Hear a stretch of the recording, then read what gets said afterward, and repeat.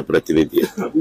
त्या भागातल्या जनतेचे काही प्रश्न असले तर लोकशाही मार्गाने अहिंसेच्या मार्गाने जो अधिकार त्यांना दिलेला आहे त्या अधिकाराचा ते वापर करू शकतात। नंबर 1, देशात जम्मू काश्मीर पासून कन्याकुमारी पर्यंत खूप मोठ्या प्रमाणावर नॅशनल हायवेची कामं चाललेली आहेत आणि ही कामं चाललेली असताना आता त्याला मोबदला फार चांगला पूर्वीच्या तुलनेमध्ये दिला जातो हे पण पत्रकार मित्रांनो आपल्याला माहिती आहे।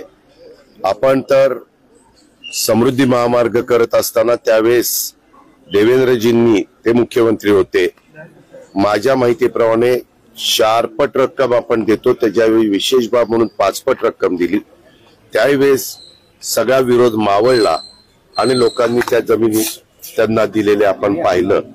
आताचा प्रश्न काही असेल, काय होत आहे त्याच्यामध्ये शहरी भागामध्ये येणाऱ्या रोड करण्याकरता घ्याव्या लागणाऱ्या जमिनी आणि शहराच्या बाहेरच्या जमिनी त्याच्यामध्ये थोडासा दरामध्ये फरक पडतो आणि मग तिथं बांधच असतो आणि तो म्हणतो त्याला तितकं येऊन मिळते आणि मला इतकं मिळत नाही, असा प्रश्न शेतकरी वर्गामध्ये निर्माण होतो। शेवटी चर्चेच्या माध्यमातून हा प्रश्न सोडवता येतो।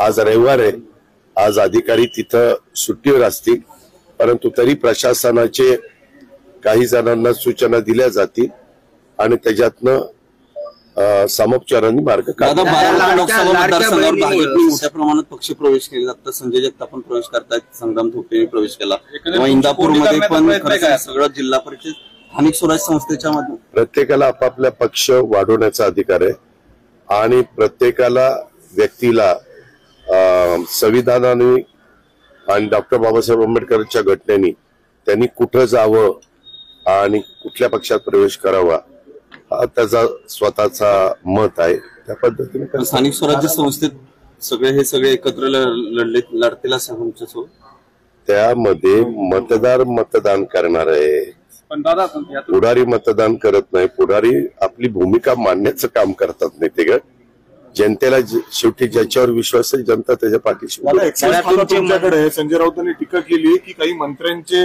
नातेवाईकांकडे देखील हे परवाने आहेत किंबहुना त्यांना ट्रान्सफर केले जात आहेत। बुमरेंचं देखील वहिनीच्या नावाने 24 तासात ते ट्रान्सफर झाले जातात। अरे बाबा एवढी फास्ट प्रोसेस त्यामध्ये कधी झालंय? संजय राऊत म्हणतात आत्ताच झालं, गेल्या आठवड्यात एका दिवसात मुंबईचा ट्रान्सफर करून गावाला घेतलं। 1 मिनिट, एका दिवसात होणारच नाही। मी सांगतो ना होणार नाही, मी सांगतो ना होणार नाही, कारण फायनल सही माझी असते एक्साईज मिनिस्टर म्हणून। मी मिनिस्टर झाल्यापासून त्याच्या आधी मला वाटतं 100 देसाईची सही होती, त्याच्यावर मी काही एवढा अगदी ह्या असल्या कामाच्या बाबतीत तत्परता दाखवीन। दुसऱ्या कुठल्या अडचणी जनतेला होत असतील त्याच्यात जरूर मी माझं सर्वस्व पणाला लावीन, पण आपण पण मला ओळखता, मी इतकी तत्परता दाखवणार नाही। तरी पण तुम्ही प्रश्न उपस्थित केलेला आहे। मी सोमवारी गेल्यानंतर एक्साईज कमिशनर पूर्वी आपलेच जिल्हाधिकारी होते राजेश देशमुख, तेच तेव्हा का 2023 ची घटना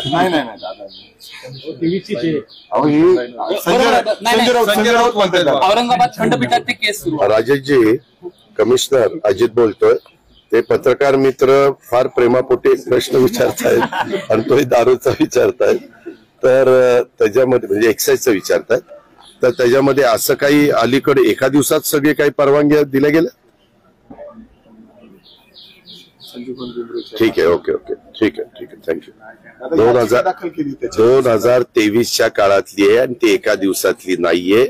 मला तुम्ही पर्टिक्युलर नाव जर दिलं तर मी त्या तारीखवार जिल्हाधिकारी आणि त्या SP आमचा एक्साईज त्याच्याकडे कधी आली, त्याच्यानंतर वर कधी आली ते सगळं आपण सांगू। आपल्याला असं बेकायदेशीर काम करायचं नाही, काळजी करू। निधी जो आहे तो येत नाही असं दत्तात्रय भरणे म्हणाले काल। म्हणाले लाडक्या बहिणीच्या हप्त्यामुळे विकास कामाचे पैसे यायला विलंब होतोय। विचारतो त्याच्याकडे, त्याला कुठली बातमी कळाली?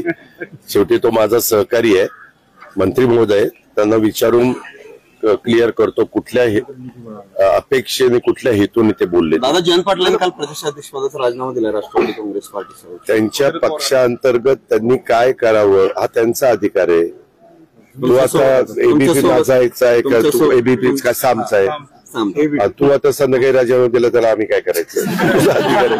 तू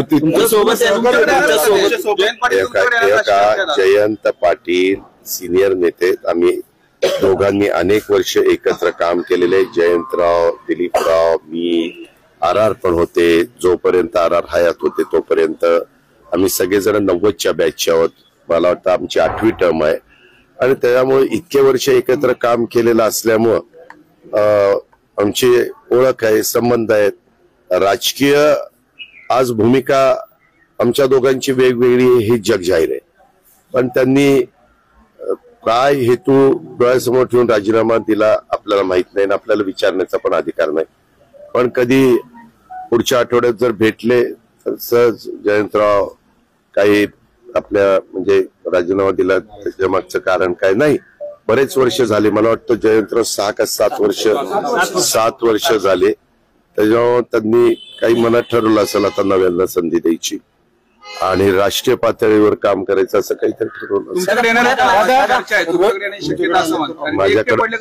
माझ्याकडं याबद्दलची काही चर्चा झालेली नाही.